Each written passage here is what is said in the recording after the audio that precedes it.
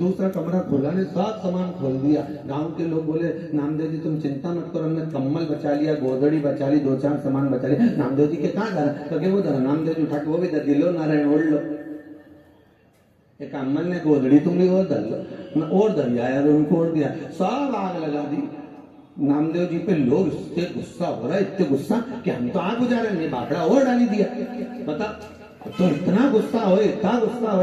गांव के लोगों ने कह दिया जलान दे, अभी रात को ठंड लगेगी ना मालूम पड़ेगा, एक मत देना कम्बल, वही लगाई चकचकिया नहीं देगा। ठीक। नामदेव जी आम के पेड़ के नीचे रात को सोए, ठंड में कुकड़ रहे।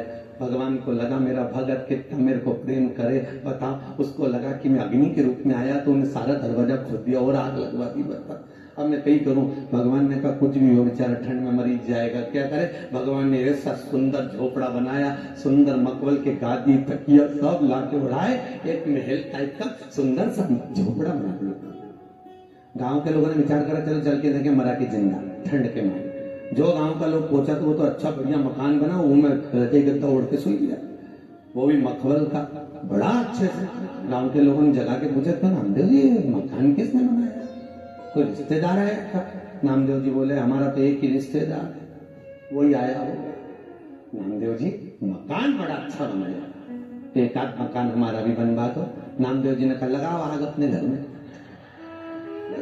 वो तो तैयार बैठा बनाने के लिए, उसको कोई दिक्कत तो आग तो लगाओ, पहले दिल चाहिए।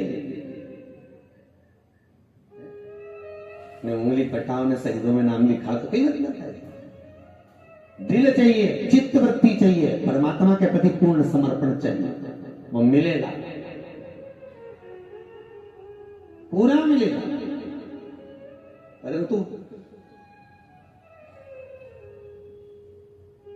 पल्लू मल्लू डाल के मई का मंदिर कई बाल्टी में से मंदिर कई पानी भर के और शंकर जी पे उंडेल किया जाए तो शंकर जी के भी लगे मेरे मंदिर का पानी मेरे लोटा मुझ पे उंडेली आई। भगवान भी के कई फायदे और इतनी सावित्री बन के चढ़ा दी। भगवान भी देख के थकी दर गया, बताओ लोटा भी मेरा ही है, बेचारा कहीं का धर के चले गया, पानी भी मेरा ही, बाल्टी भी मेरी। महादेव पार्वती जी उधर से बैठी बैठी कह रही देख लो तुम्हारी दशा, घर से कहीं नहीं लाई, यहीं का यहीं उंडेल के चली गई। शंकर भगवान बोले मैं चुप बैठा हूं, तू भी बैठी है। तो पार्वती जी शंकर जी के पास में कभी नहीं बैठे, हमेशा बैठे तो थोड़ी ऊंचाई पे बैठे, क्योंकि उनको मालूम इनका भगत लोग ऐसे ही दिन कई कई पत्नियां पतियों से बड़ी दुखी रहे हमेशा, क्योंकि इनके नेतागिरी का सोच, और इनके नेतागिरी का सोच तो जो भी आता अरे रोटी लगाई इनकी रोटी नहीं लगी, इनकी नहीं खिलाई। अब पत्नी बेचारी इतनी दुखी, पापड़ी बनाया था 2 दिन का खा गया और अब करे सो करेगा, बाकी चिंता। तो पार्वती जी तो बोली कि तुम ही बैठो नीचे, मैं तो बैठा। तो किसी भी मंदिर में शंकर जी तो बेचारा आराम से पांव पसार के नीचे बैठा, नहीं ऊपर टंगी। तुम जितने मंदिर में जाओगे सब में पार्वती नंग बैठी ना उनंग बैठे, गणेश जी भी उधर बैठे ना, कार्तिक उधर बैठा, ऊपर बैठी जा अकेले बैठा यहाँ इनके ढोकला हम जा, हम तो बैठे आराम से। इनके चक्कर में कौन पड़ेगा? इनके चक्कर में पड़ो तो ट्रेन में भी सीढ़ी दूसरे को दे दे, हमें तो देसी ले दे, धक्का मारता कौन पड़े, तो बेचारी ऊपर जा लगा। एक वो पूजन नहीं होती, कौन सी होती है हरतालिका तीज की है, उसमें पार्वती शंकर जी सबसे ज्यादा बात करते, सबसे ज्यादा। पार्वती और शंकर जी ऐसे बालू रेत के बनाते हैं उसमें थाली में पाटी में, और माता ऐसे चारों तरफ से घेर के बैठ जाए कि भगनी जाए, चारों तरफ से घेर घुरा के बैठी और सब लाई, भुट्टा लाई, ककड़ी लाई, नरियल लाई, सारा सामान सब शंकर जी पे चढ़ाती जाए। पार्वती शंकर जी सब, पार्वती जी अंदर दबी दबाई बोले भोलेनाथ जी से प्रभु बहुत भजन। शंकर जी बोले अब तो सुबह 4 बजे हटेगी, बेटे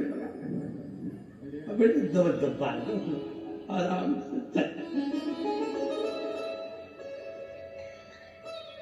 और माताएं ढोलक पीट पीट के गा रही, कैलाश पर्वत पे जाके रूंगी ने बोले को अपना बना के। शंकर जी बोल रहे रेंज दादी तो नहीं पड़ी थे कैलाश पे, अभी तो भुट्टा ककड़ी धरी वाला के कद्दू धर जाए, कहाँ करे उसका, और उसका करे सकता। ये भजन के चक्कर में भी बहुत लफड़े हुए, बहुत दिक्कत। बुधनी में महाराज जी एक जगह कथा करने के दशहरा वाला मैदान में, और बुधनी में कथा दशहरा वाला मैदान में बैठे महिला मंडल बुधनी की करा रही, और एक माता आके बोली गुरुजी, हमने कहा क्या है, मेरा पति मुझे कभी भजन में नहीं जाने देता। तो मैंने कहा भजन में जाने से तेरे पति को क्या दिक्कत है? बोला तेरे पति को पकड़ के ला, पति को ले। हमने बोला क्यों रे भजन में क्यों नहीं जानते भैरू, क्यों नहीं जानते भजन? तो गुरु नहीं जानते। तो मैंने कहा जाने में दिक्कत क्या है? क्यों नहीं जान दो? तो क्यों नहीं जान दे? नहीं जान दे तो क्यों नहीं जान दे? तो क्या भजन में जाए, भजन एक ही गा। कैलाश पर्वत पे जाके रूंगी ने सब भोले को अपना बना कर, तो भोले से तकलीफ क्या तेरे को बोल? तो क्या बोला मेरा पागला चाट वाला? तो मैंने कहा जीजे तू भोले का भजन नहीं बनता, भोले को अपना बना के रहूंगी, भोले को और नहाए नहीं बोला न भागे रूंगी तो दूसरा नाम लेते ये बोले ना बड़ी आफत आता,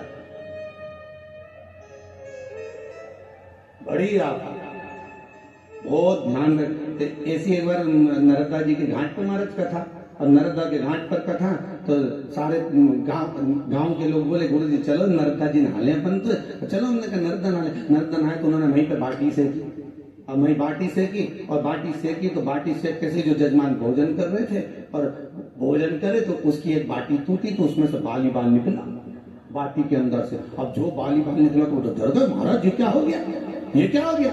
हमने कहा भैया कहीं नहीं हुआ, हमको लगा कि बाटी लुढ़क के नीचे आ गई थी, तो एक लोई पड़ी हुई थी, तो हमने कहा बाटी कम नहीं पड़े, अपने लोग जाते बाटी कम, तो ऐसी लोई पड़ी हुई थी, हम उठा के वापिस धो दिया।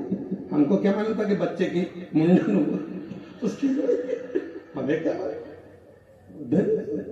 तो बाटी लुढ़क गई। अब वही सीख गए तो कहा है शिव कथा कर रही है, महाराज मैं कुंवारा नहीं बनना चाहता, मेरा ब्याह कर दो, उसके बाद मरीज जाऊं तो कोई दिक्कत नहीं, बन तो कुंवारा मरूंगा तो महाराज मेरे को ना पिंड मिले, ना तर्पण मिले, ना तिलांजलि हो, न जल मिले, आप कृपा करिए। भगवान बोले जरा देखो कोई कन्या, कन्या कौन दे सत्यों मालूम की है कल मरने वाला, कौन बेटी भी आए? भगवान के पास में सबने आकर कहा नहीं है छोरी नहीं मिलेगी। भगवान कृष्ण को याद आया कि भगवान शंकर ने मेरे को कहा था कि तुम किन्नरों पर हंसे हो, तुम्हें किन्नर बनना पड़ेगा। भगवान कृष्ण एक रात के लिए किन्नर बन गए और उस आरावन के साथ उन्होंने शादी कर ली। सुबह बलि चढ़ी, भगवान रोए। आज भी माताएं कहती हैं कि किन्नरों के गले में मंगलसूत्र होता है, पांव में बिछुड़ी, हाथ में चूड़ी होती है, मांग भरती है इन किन्नरों का पति कौन? तो शिव महापुराण की कथा कहती है किन्नरों का विवाह रात्रि को, एक रात्रि का होता है, आरावन के साथ होता है, एक घड़े के साथ विवाह किया गया। भगवान को भी किन्नर, कभी भी किसी अपंग को, किसी अन्य को देखकर कभी नहीं हंसना, किसी को हंसना नहीं, किसी के लिए कोई अपशब्द ना कहिए, किसी को देखकर ना हंसना, नहीं तो हमारा अगला जन्म वही है जो सम्मुख में उसका है। हम जिसको देखकर हंसेंगे, हम जिसको देखकर हंसेंगे। द्रौपदी की एक गलती द्रौपदी के शरीर पर से चीर खिंचवा देती है। जब वो ब्राह्मण के कुल की बच्ची थी द्रौपदी, ब्राह्मण के घर में जन्मी थी वो द्रौपदी, पूर्व समय उसका क्या कहता है, ब्राह्मण के घर की बेटी। उसकी एक गलती थी, अपनी सहेलियों के साथ गई थी, संत स्नान कर रहे थे, उनके तन का जो वस्त्र था उस द्रौपदी ने उठाया और तन के वस्त्र को ले जाकर कहीं छुपा दिया। संत ढूंढते रहे, संत को मिला नहीं। संत कहे हमने अभी तो यहीं रखा था, वस्त्र मिला नहीं। जैसे आज हम संत कहते हैं नग्न अवस्था में बाहर निकल रहे हैं, जिसने हमारे तन का वस्त्र लिया उसके भी तन का वस्त्र ऐसे ही खींचा जाएगा। श्रापितता है। वही ब्राह्मण के घर की बेटी जब संत दरवाजे पर पधारे, पिता शांत हो गए थे, तो पिताजी कहते गए थे किसी से कुछ मत मांगना, कभी भी मत मांगना।